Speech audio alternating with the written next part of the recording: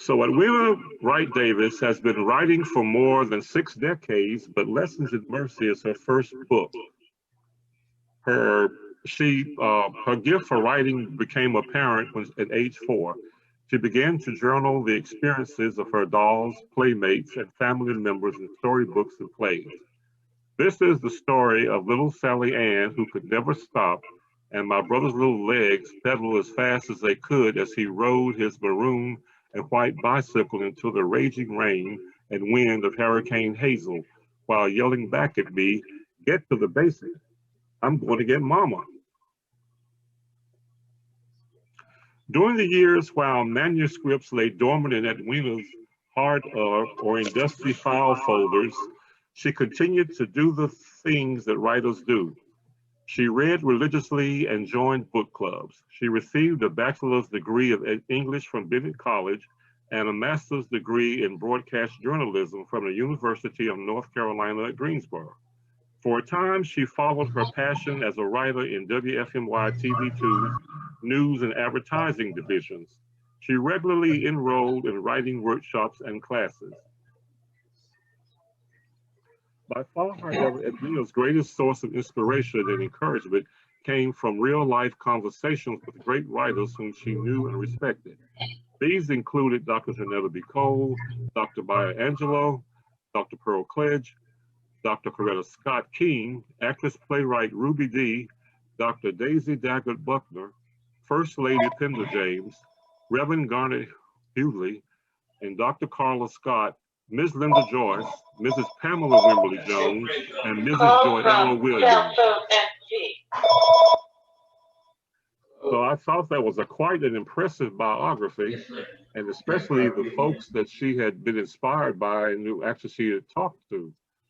Because I had, as a matter of fact, Dr. Jonetta Coles did a program for me some years ago when her book came out. So Edwina is in good company.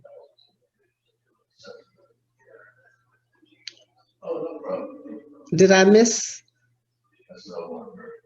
Oh, no, I was just gonna talk about let you say, I did mention in this how writing interests you, but Okay. apparently over these years you have maintained that interest. I have. And let me go back, if I may, Ron. First of all, let me say hello to everybody. Thank you so much for taking your time to spend this time with us. I'm so happy to see you. And you did my biography from my book, and thank you. But I just wanted to add a little bit to that, because what I'm learning as I continue to along this journey of being an author is that so much of who we are, where we came from, what our values were, all of that plays into our writing. So later on, I think you're going to ask me a couple of questions about that. And so I just want to go back and say a little bit about my biography. But my name is Edwina Wright Davis. I grew up in a small rural community in the southern part of Virginia. It was just beautiful. I loved it. My family included 2 parents, 1 brother, 2 sets of grandparents, cousins, aunts, and uncles, and a lot of friends. Again, it was a small town. And this was back in the 50s as I was growing up, 40s and 50s as I was growing up. Our community was all Black. Then it was called all Negro. And so much of what I learned then has gone into my writing. So I went to an all Black elementary school. It was called Booker T. Washington Elementary School. I went to an all Black high school. It was called Mary M. Bethune High School. And by the way, I had the privilege of meeting Mrs. Mary M. Bethune. Our high school, and this may be familiar to many of you, particularly to my Black audience, says our high school, of course, was called Halifax County High School, and there was a white one, and our high school was the Black Halifax County High School. So that got to be a little confusing. So we were told that we needed to change the name of our high school. So it was changed to Mary M. Bethune High School. So on the day of the ribbon cutting, this was in 1956, Mrs. Bethune journeyed to Halifax to be there in honor of having the school named in her honor. And I got to talk with her, and she shook my hand and told me to just do all of the things that I wanted to do. That is so awesome. I'll always remember that. Okay, that was significant in my growing up. Also, I mentioned that, we had gone to all these all Black schools, and the competitions that we did, I still remember them, like the statewide band contest, the oratorical contest, the debate contest, all of the math and science, and all of those things were important. And they also instilled a sense of pride in us that made Black power more than just a word. We were so proud.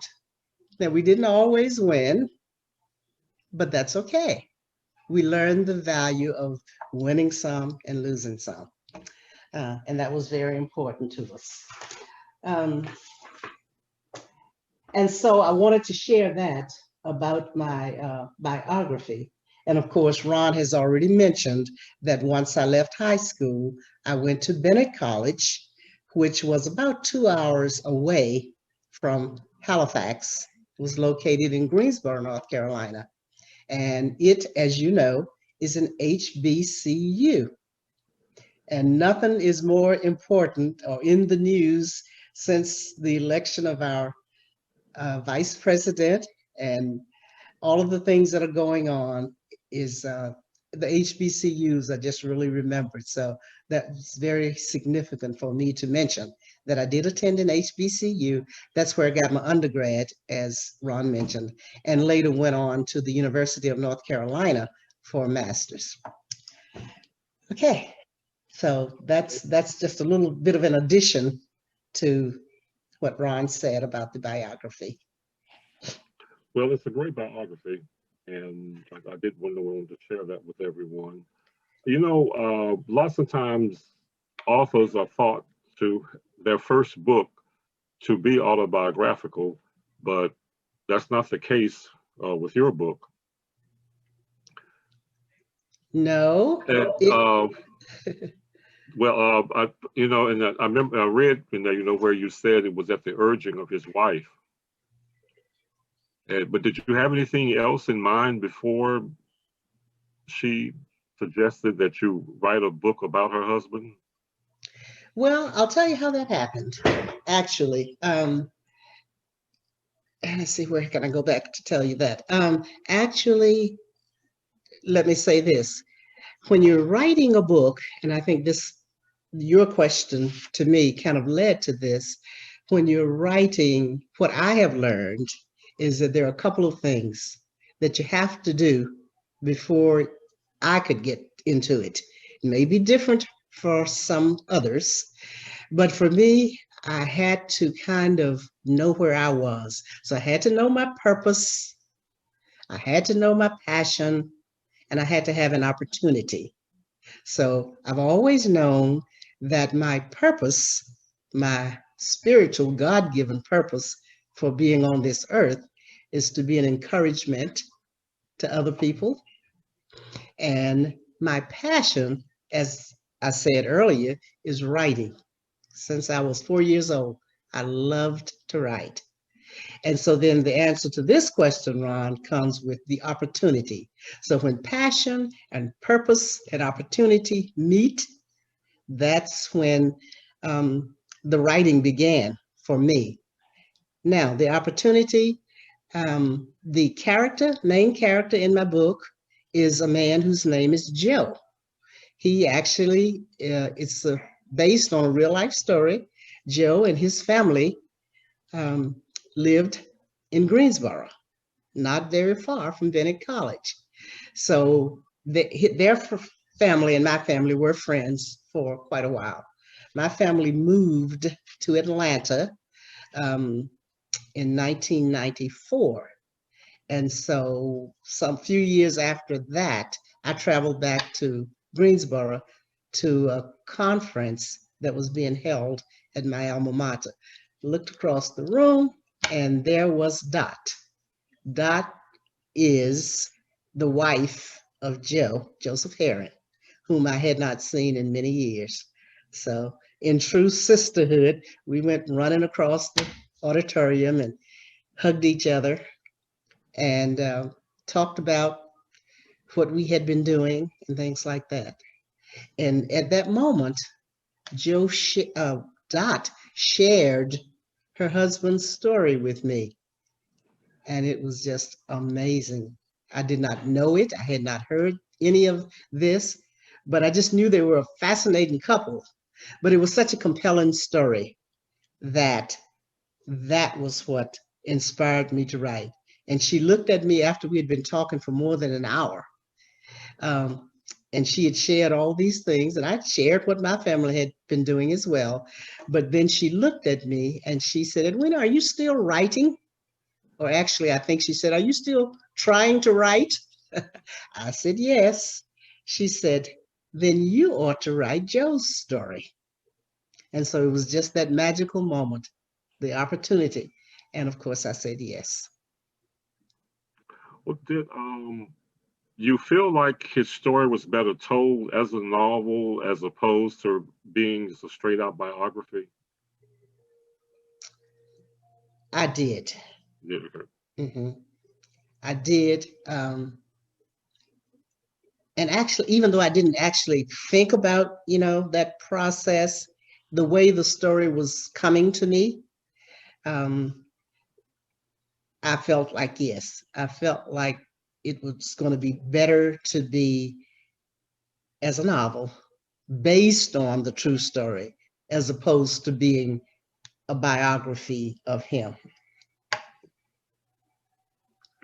Well, like I said, he had an amazing story. Yes. It kept making me think about those things sometimes that people say that life is stranger than fiction. Well, no, maybe not stranger, but because at times I had to remember it flowed. Well, of course, it flowed like a novel, and then I had to let myself remember. So this is based on a person's real life, and it was. I tell you, one of the things I thoroughly enjoyed about the book was it was so great to read a book where I recognized all of the areas in it. Brown's Funeral Home, yes, Julian Street, which just helped me visualize the story happening. But I was so surprised to find out the whole incident with the policeman. That came as a pretty good surprise in the story to me.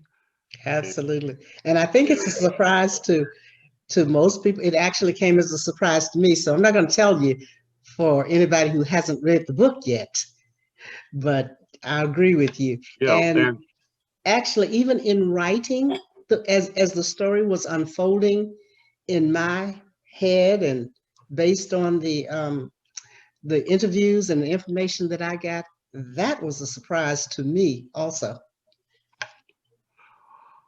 Well, I kept thinking about some things, and especially with Joe's character. And of course, there was something, because faith was very important to this story. Yes. But I kept thinking about when he was born, and the things that happened right after that, which made me wonder, did that shape all of that anger that seemed to be such a part of him for such a long time, that led to some of the things that happened? Absolutely. I know many of you who have read the book, you might want to chime in on that. whether or not, and that's a great question, Ron, whether or not those things that happened right from the beginning of his life, how that impacted some of the behaviors and decisions that he made later.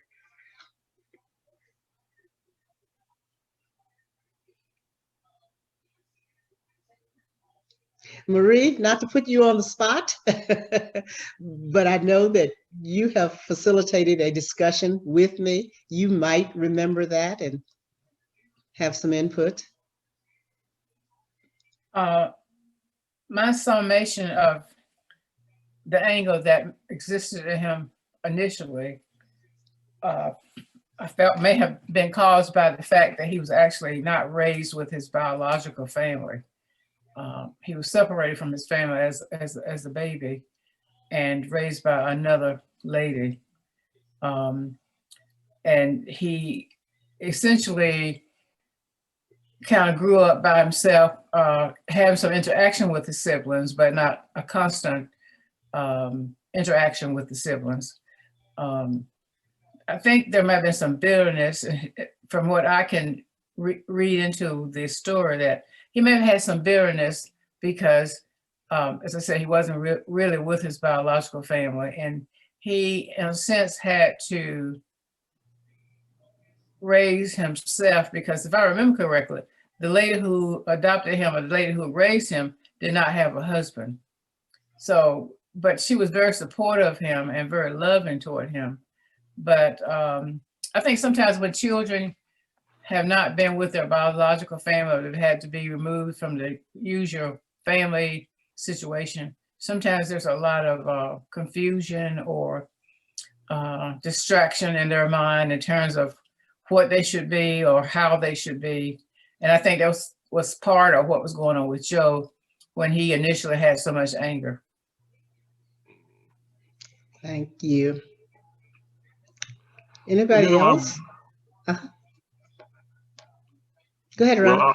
Well, okay, no, I was just going to say, because I had to go back and think about that,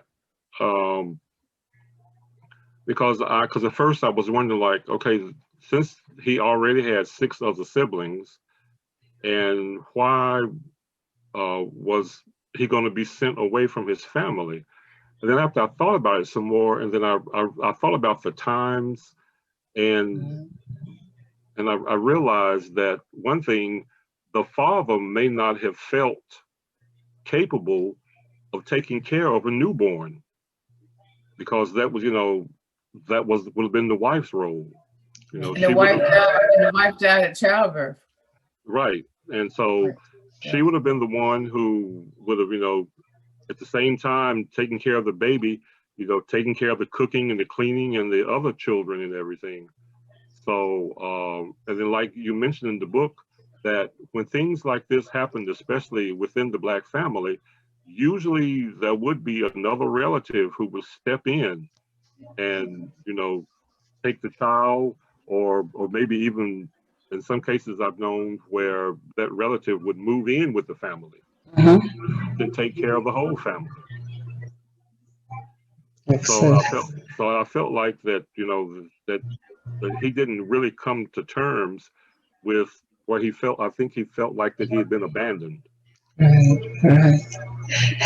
And one of the conversations that always stands out when I do a discussion of the book is guilt, and then secondly, adoption. So the fact that he was adopted into another family made a big impact on what he did and how he did it in his later life. But even before that, guilt. Now it's amazing now, some of you may be social workers or certainly have more knowledge than I do about this, but at what age, does guilt start to kick in? But what we know from the book is that Joe began to feel guilty about his mother's death, even when he was just a little kid. And he would say he would be processing it in his head, and he would say, I don't know what I did to make my mama die. And I had no idea how to bring her back. And so in his little tiny mind, with his little tiny hands, what he literally did was just to reach down and pick up that monkey and put it on his back. And he wore that monkey for a long time. And of course, it impacted a lot that he did. Mhm. And we always get into the conversation, and I love to hear, some of you may have friends or family or someone that you know that you can see that they may be suffering from somebody else's guilt trip. Maybe they can't see that. So I'd love to hear from you, because part of this is to help each other when we see situations. So what do you think of that?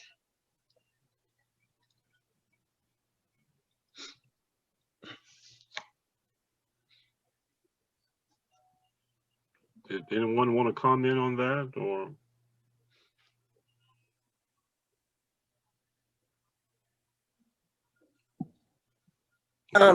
If you like to comment, just be sure to unmute yourself, please.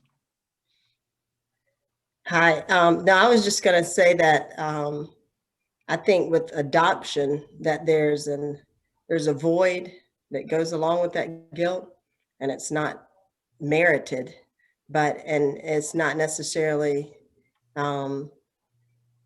directed toward the family.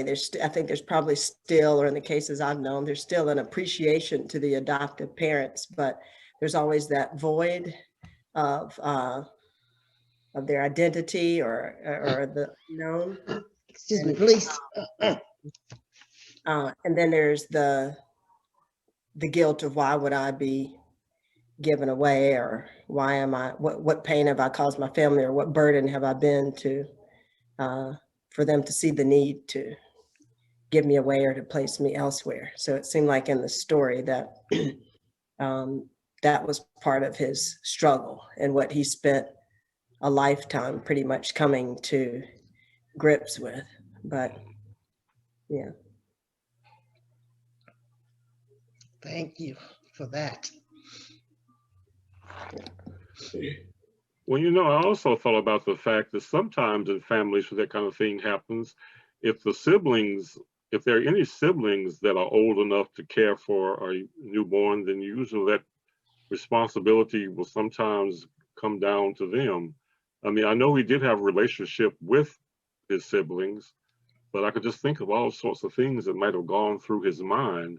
And if I remember correctly, I don't recall anyone ever coming straight out to him and blaming him for what happened to his mother.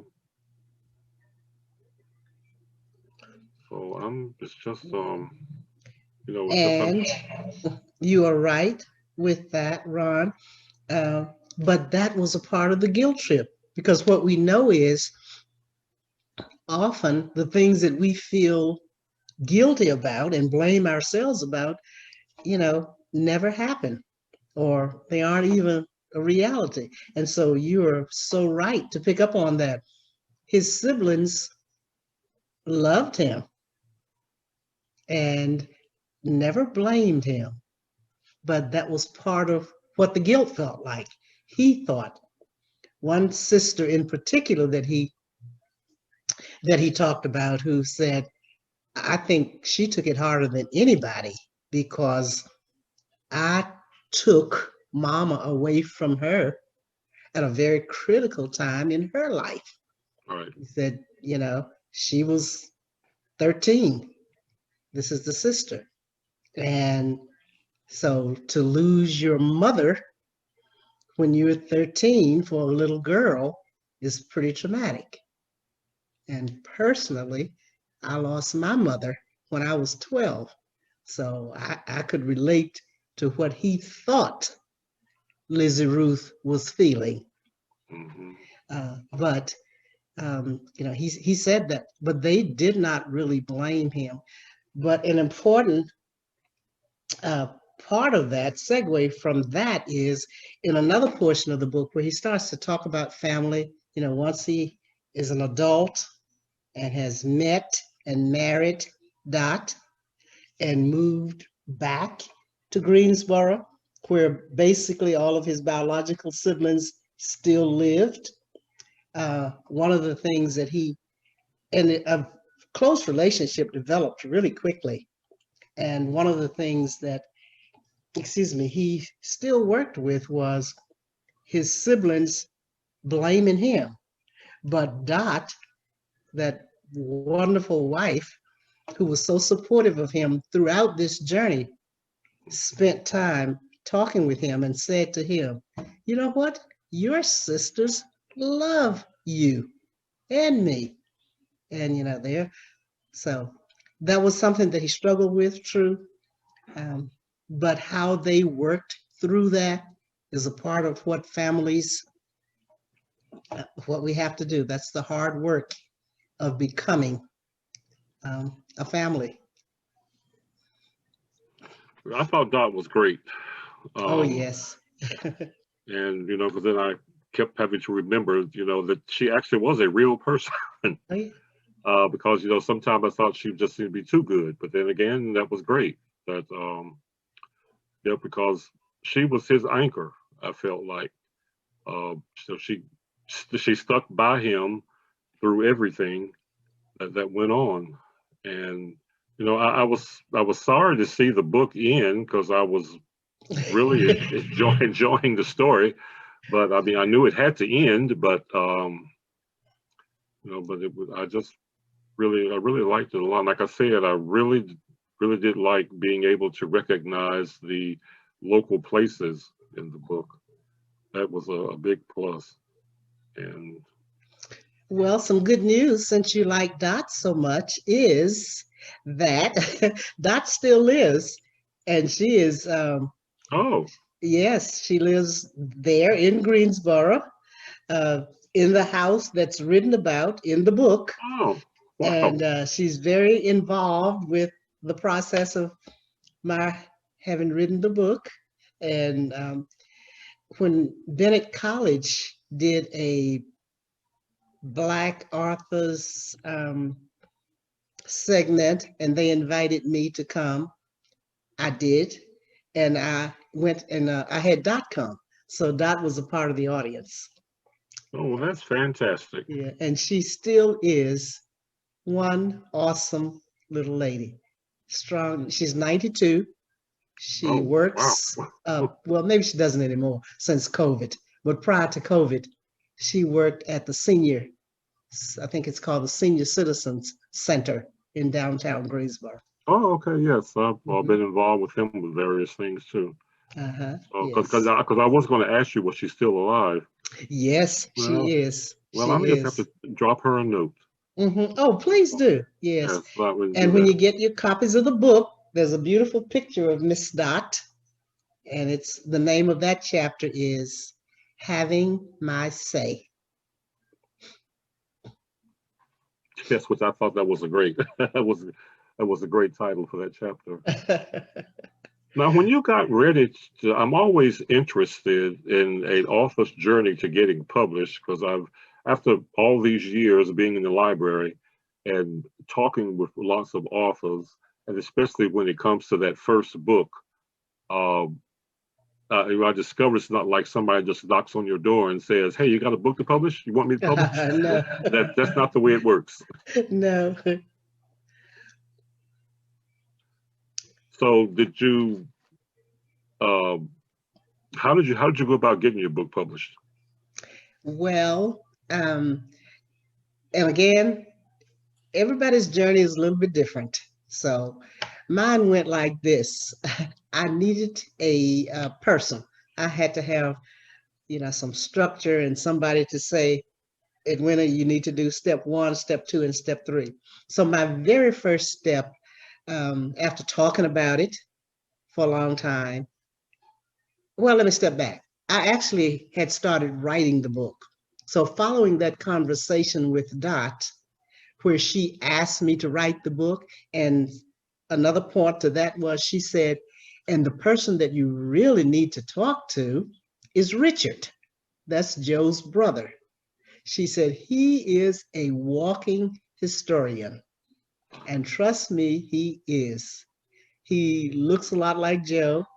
He lives there in Greensboro. But I must have done about 20 hours of interview with Richard. And that was one of the most wonderful times of my life, just listening to him talk and remember and tell the stories of things that they had done as they were growing up and things that were important to them. Very important. So I had all this information. I also traveled because he gave me names and names. He said, and we've got a first cousin who lives down in Georgia, and you need to see him. And then there's this one who lives in DC. You need to see her. So for the most part, we did a lot of that. My husband and I just hopped in the car. This was pre-COVID, of course, and did so many wonderful interviews. But so once I got all of this material and interviewed these people, I had some of them recorded on my phone. I had some of them, I had just taken pictures. So once I got all of that, it was like I was overwhelmed. I had all this great information and I was so excited, and I didn't quite know how to go about turning it into a book, a published book. So that's when I took my first real concrete step, and that was I hired a writing coach or a scribe coach, and she was magnificent because she taught me to do things like why, do it out loud. But one of the first questions, and with her was one of the same questions that you had put on your list, Ron, and it was, why did you write this book?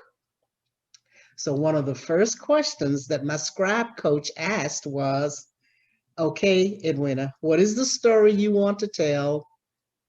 Why is it compelling? And why are you the best person to tell that story? Now, those sound like a few simple questions, but I can't tell you how many hours I spent tearing up papers and going back and forth with that. So when you determine what that story is in just a few lines, why you think that story needs to be told, and why you are the best person to tell it, then that puts you on a very good track toward getting it done. So, long answer to a short question. Hiring my scribe coach was the first step toward putting some structure toward actually writing the book. Well, are you currently working on your next book, or do you have any ideas for a next book? I am not currently, literally writing it, but yes, I do have some ideas. I do know that it's going to be along the same lines as Lessons in Mercy. It's going to talk about, it's going to be inspirational. It will definitely have to be based on a true story, and it will give inspiration and ideas to people, because that's what I love to do. That goes back to my passion. And particularly in this season that we're going through now with politics, with government, with our social situation, I am just so touched by people who are doing crazy things. And I'm thinking, why? And also by people, those of us who are just doing great things, who are taking the time to help somebody else. Those kinds of stories really, really move me. And so I can tell you that that's what my next story will be about. Well, I feel like that you have probably found your niche, because there was something to me that came through the book was your passionate feelings about this story, and getting it told. because that's one of the things that we had been talking about, what we started talking about last year when Linda did a workshop for us on memoirs, was that, you know, that everybody really has a story to tell. Sure. And, you know, and lots of, you know, and I think that one of the things that Hidden Figures awakened in a lot of us was that we've had an appetite for these hidden stories. Because, you know, it was amazing that after that, the number of things that we had no idea that had occurred. I mean, whoever knew that these 3 African American ladies would have had such an influence and impact in this space industry? Absolutely. I know, and you know, and I think we just all got fascinated by it, and that we just wanted to know more, and so more and more is coming out. And you know, and then there are the other people who, in a sense, are living sort of an everyday life, but they too are putting an impact onto a whole lot of others. Oh yeah. Everything. So, and I like it, and then to be honest, I felt like that you approaching this from a fictionalized aspect probably worked better than just, you know, sitting down and writing a biography.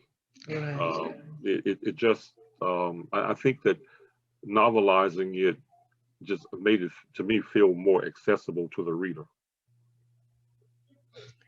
And that gave me a little bit more leeway. Yes. One thing is, by the time that I actually started to write the story, Joe had died. So I could not, I didn't know him. I knew him perfectly, you know, before. But by the time Dot and I had this conversation and I started to write, he had died. But there was so much personal information. For an example, I bet you didn't know, most of you didn't know or didn't think about it when you were reading the book of his adopted mother. Her name was Sally Carroll. And guess who she was related to? Guess who her niece was? Diane Carroll. And that was so exciting for me to find that out, to learn that. And I, of course, made an attempt to get in touch with Diane Carroll and see if I could interview her, but I did not hear back from her agent. And of course, you know that she has since died. Yes. But so there was a lot of history in the story, in the story that just went into making Joe's life so rich and so inspirational. But I knew that I just didn't think I would have the same leeway to tell it as a biography as this way, as a history. Yeah, no, so I could bring in all of the facts and friends. Yeah, I agree with that. And I too was, you know, when you got to the part where you mentioned her being related to Diane Carroll, I said, wow, that's very interesting. Matter of fact, that just recently PBS has been showing this American Master's program, which has a segment on her, and I've always liked Diane Carroll, and that segment with her, she revealed so much. Of course, and I just recently picked up a copy of her autobiography. Oh, you did? Oh, okay. Yes. I'd like to. So I'm gonna.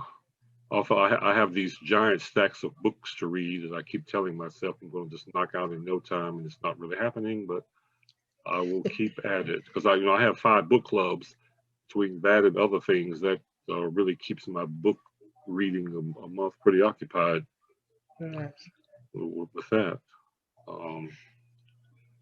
Because as a matter of fact, your book would make a good book club selection. Well, I agree. It has been for a couple. No, do you mean on a local level or just period? I mean, just for a local book group. Well, Edwina, let me. I discovered one time when one of my book clubs was growing to this enormous amount of participants that the discussions seemed to take on a different kind of life than they did when we were a smaller group. And so I finally came to the conclusion that if you've got more than maybe 15 people in your group, that it's a little bit hard to manage a really, really good book discussion. Because I had to go visit as a guest facilitator to a group one time, and they had about 40 members in the group that showed up. It turned out that there was close to 60 or 70 of them, and they took turns meeting at somebody's house. Mm. So, so I really do like having just a small, not too big of a group in my book clubs. Right. Actually, Yes. I have been blessed to have had that. I think my cousin, I think she's on the line. Miriam, are you on? Thought I heard her voice, but she hosted a book discussion at her house, and I think there were probably about 10 or 12, including Marie was there, and I agree with you. And then I did another one that was excellent. Well, all of them were excellent, but to your point, they've all been, fewer than 20 ladies. And men too. Fewer than 20 participants. And that has really led to a robust discussion. So I agree with you on that.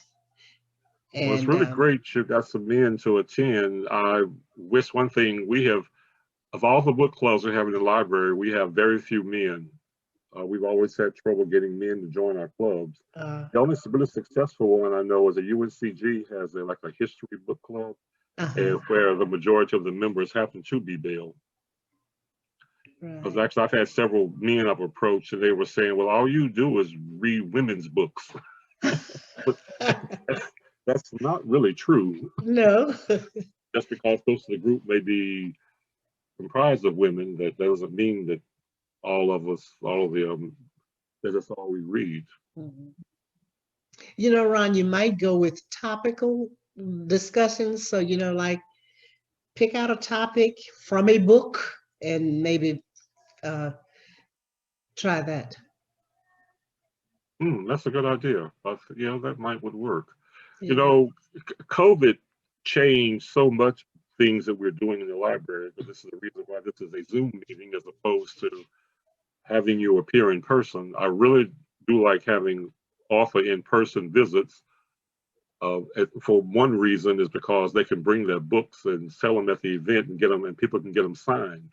I love getting signed author books, but yes. No, we've made do with the changes that COVID have caused us to do in the library to keep our programming going on, and we hope that in the near future we will be able to get back to in-person programming. But I think also at the same time, we will also continue, even when that happens, to continue some programming on Zoom, where especially concerning the fact that you don't live in Greensboro anymore, that we're able to do this. So that'll be great to continue with that. Well, I think the Zoom format is good for one reason, among others, is that we can reach people from a wider range. So like even tonight, I see friends and family that I would not see if this were an in-person book discussion. True. Let's see.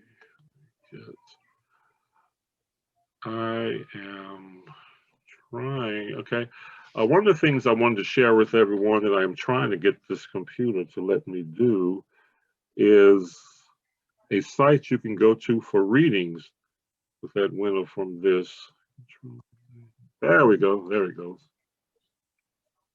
Okay. So that's the freebie that she's offering everyone, and you can get, and I will also send this out to everybody who registered as a backup, so you can have it. Does anyone have any questions for Edwina?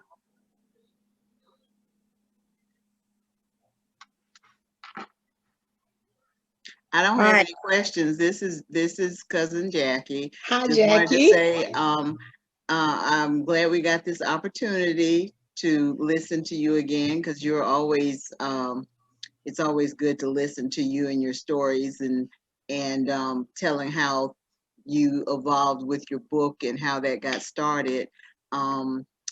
You're a great storyteller. I just Thank you. wanted to just kind of throw out, when you were sending me information to put in our reunion booklet about your dad, and you just told a story. It was it was really a story about him. So your mind is always working, I think, in that mode. So we appreciate you being able to share it with us. Thank you, Jackie. Thank you. Yes, I agree. I've been looking forward to what you present to us in the future. And also, when I'm thinking about it, are there any books or authors that influenced you, or that you are, a favorite of yours? Yes, I did answer that question. And this changes, as probably all of you know. But what I put the book right now that's in my head that I'm enjoying and have loved is Becoming by Michelle Obama. I have just loved every moment of that book, and it has made such a great impact on me. I haven't finished it, mind you, but I don't stop. I just keep reading as I have time. And I love that book for a lot of reasons, but I think I kind of highlighted three. And one was similar to what you said about this one, Ron. It was relatable. I could relate to so many of the things that she talked about in her book. She talked about her family moving from Georgetown, South Carolina to Chicago, south side of Chicago, so that her parents wanted that, so that their children would have a better opportunity for education and cultural activities and the like. So I liked it for that reason. And I also liked it because it was inspirational.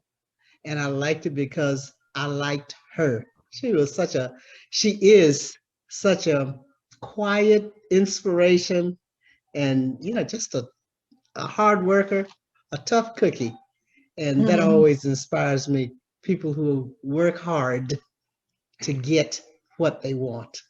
Well, she was one of our best first ladies. I think so too. And, and maybe I don't want to get political, but when I think about her as opposed to the last first lady, and I was thinking, like, okay, there's really no comparison. Sometimes I kept asking myself sometimes, what does she do? And you probably don't want to know. don't need to know. Yeah. She planted flowers in one of the gardens, did she not? Did she? planted Okay, flowers. well, that's a good thing. She planted she changed the flowers in one of the gardens. I do know that. But that's all I know she did. Well, all I can say is that's only a accomplishment for 4 years, then something went wrong there. Edwina, this is Linda. I want to apologize for coming and late. The day was my birthday and everybody decided to come over and celebrate at 6:30. So I'm just getting them out of my house. So. Well, happy birthday, Linda. Happy birthday, Linda. Thank you. Happy birthday. Well, you and I talked yesterday, so I wasn't worried. I knew that something was definitely holding you up. Well, I also had to take my second COVID shot today, and they told you to go home and lay down because it anticipates some whatever, so I came and laid down, and then family came over bringing cake and stuff, and I said, wait a minute, I need to get Edwina, and it didn't come on. So please forgive me. Please forgive me. Absolutely not a problem. Not a problem. Thank you. I know that your support and your love was here. Oh yeah. You got a nice crowd. And Edwina's a nice lady. She's a great lady. Yeah. Thank you. For that. Well, Linda, I felt nice that I actually had a chance to meet her through your event. That's right. And, That's right. you know, and so you're right. She is a very nice lady. I've enjoyed all our correspondence together. And Good. I Thank you. really enjoyed the book too. Mm. And Ron, I have a question for Edwina. Yes. How can I get a copy of your book autographed? You can send, Bridget, are you still on? Bridget? Okay. Okay, so I'm going to tell you how I know to do it. Okay. My social media manager was on, and she may have had a different way, but just send me an email. I will autograph it and mail it to Okay. you. Okay. And where will I get your email from, Ron? Ron, Okay. I'm could you going put I'm gonna my post that. email in the Yes. chat? I sure can. Let me Okay. back Okay. to- Now tell me who I'm talking to. My name is Yvonne Page. Hi, how are you? I'm good. How are you? Okay, I will be more than happy to sign a copy, autograph a copy for you. Thank you. Do you want the Soul Davis 45? Was that the one Yes. you okay? Yes, SEW Davis 45 Because at. I had two different emails for you at one point. Yes, you do. You might still do, but it's SEW Davis 45 at Comcast.net. Actually, Gmail. either one will work. At Okay. comcast.net. Yes. Okay, that's the one that I had. I Right. just posted that in the chat. Okay. Very good. And I Okay. would just love, first of all, thank all of you for your time. And I hope you've enjoyed the conversation and enjoyed the story. I've certainly enjoyed doing it. But I do want you to, as Ron kind of suggested, is get together some friends and order your copies of the book and then email me, and I will be more than happy to set up a virtual book chat with you, just like this one. So if you've got 4 or 5 or 6 friends who want to read the book and then have me come on and join you for discussion, I would love that. Thank I you. highly recommend that because you will not, having the author present doing a discussion just enhances the whole experience so much. So I'm always happy when I'm able to have the author present when I'm discussing a book. Okay, thank you. So does anyone, before we wrap up, does anyone have any questions or comments? I would say as a facilitator of the story in the book at one of Edwina's book club meetings, I thoroughly enjoyed facilitating the discussion, and the particular group that we had present became very, very interested in the book, and they thoroughly enjoyed the book.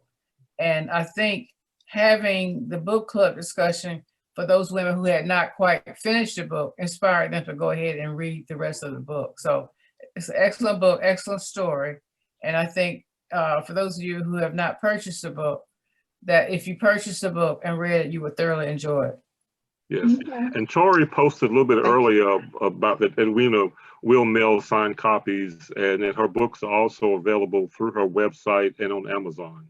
Okay, thank you. Thank you. And I'd like to encourage everybody, as I always do, please go back on Amazon and give Edwina a rating. Oh, thank you, Linda. Yes. Please do that. We just don't know how important that is when people see nobody has read the book. That doesn't inspire them to read it. So just put your comments down, and please do that. If you wait too long, you'll forget. Just go and do it right now, and she'll appreciate it. Thank you, Linda.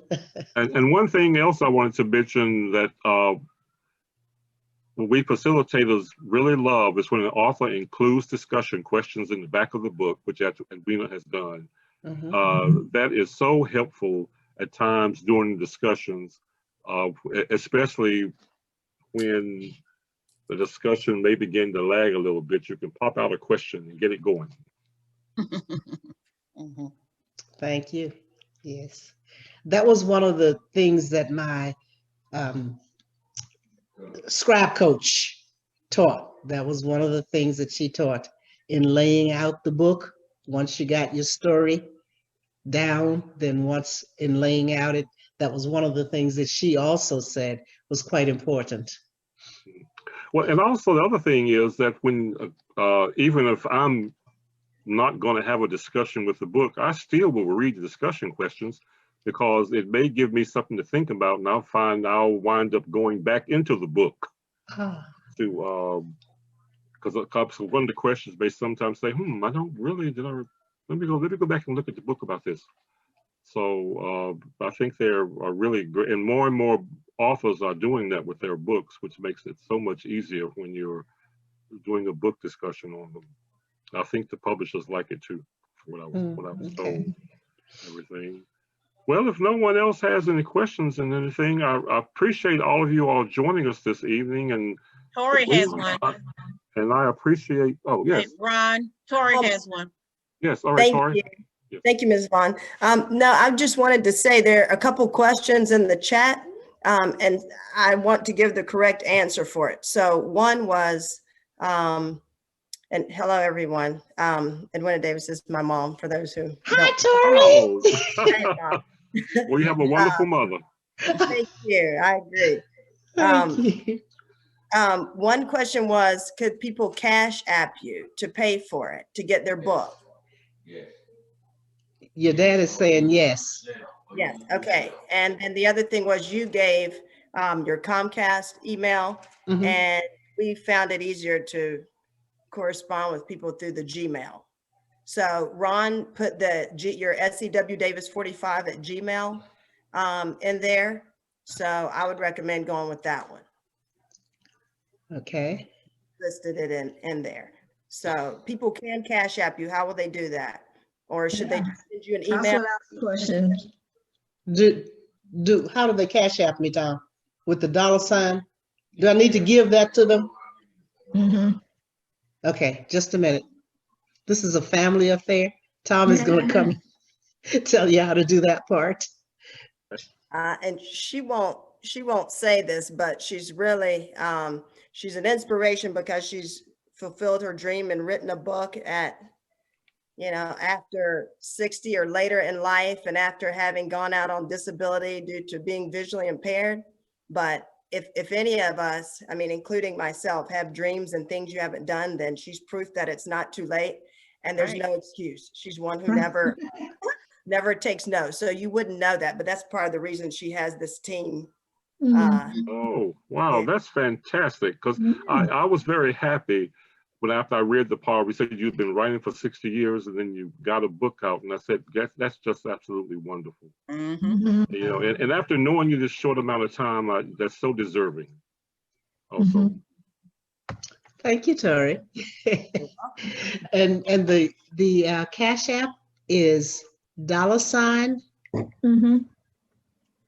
TFD MO. Like Tom, Frank, Dollar, Mary, Oscar. Yes. Okay. Okay, I'm typing that in the chat box. And you can also do Zelle. Okay. All right. What's the price? The book is $15.99 and I'm sorry. The book is $14.99 and I'd like for you to add $3 for postage. For shipping. Okay. I'm doing it right now. Oh, great. Thank you. You said $14.99 plus how much for postage? $3 for postage. $3 for postage. And also remember Linda's reminder to please go on Amazon and leave a comment. You can do that folks, after you read the book. That's really, I discovered that's really very important for our authors. If you will go on to Amazon and because that's showing that the book is ready. Even if you didn't buy it from Amazon, still go on there and leave a comment about it. Okay.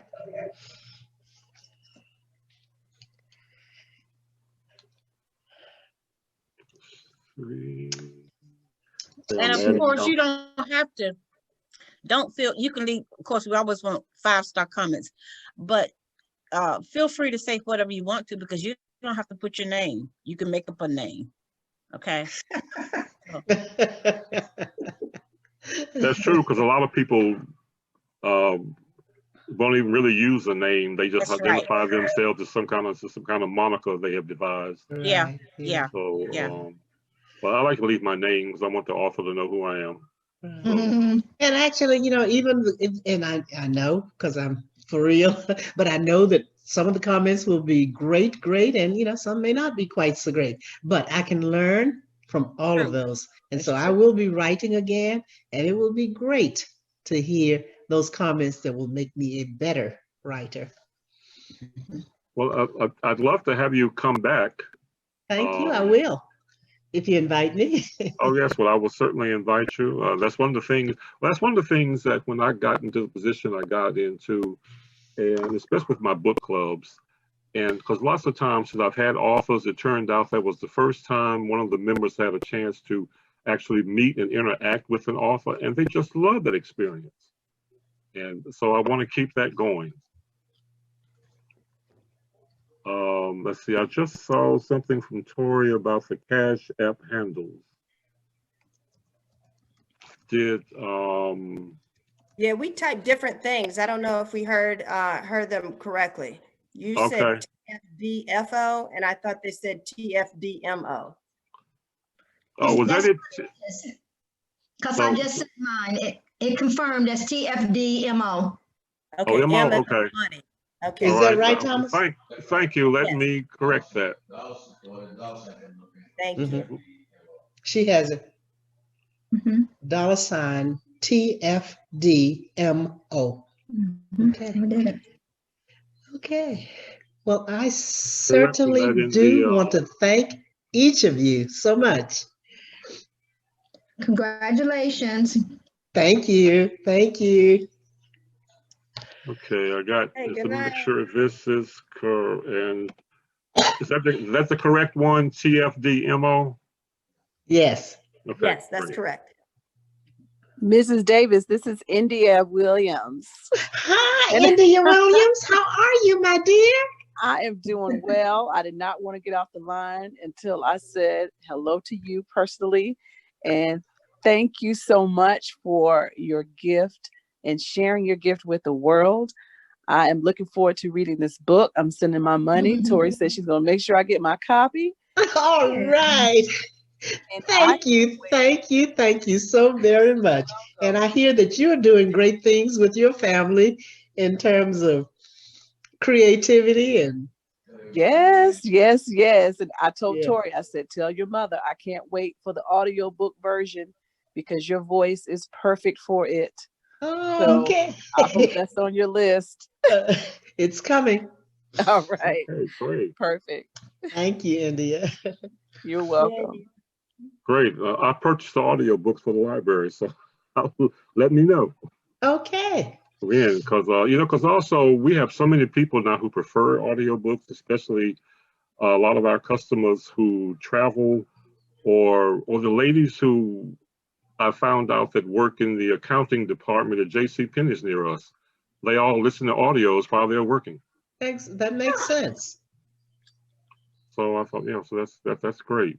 And so I like to, especially have our authors represented on audiobooks. So that's really good. Okay. Okay. Well, we will keep you updated with that. Okay, please do. Should definitely be coming soon. Okay, well, that's great. That's good to hear. Well, if no one else has any other comments or questions, again, I'd like to thank Edwina and all of you all for joining us this evening. I thoroughly enjoyed it. And I'm sure that those of you who are purchasing the book will enjoy it as much as I did. And so I hope everybody will read the book. Thank you. And, Thank you. and look out for future events when we will hopefully have Edwina back. Okay. Okay, and good night. Good night, everyone. Good night, Good night. everybody, and thanks Good night. again. And thank you again.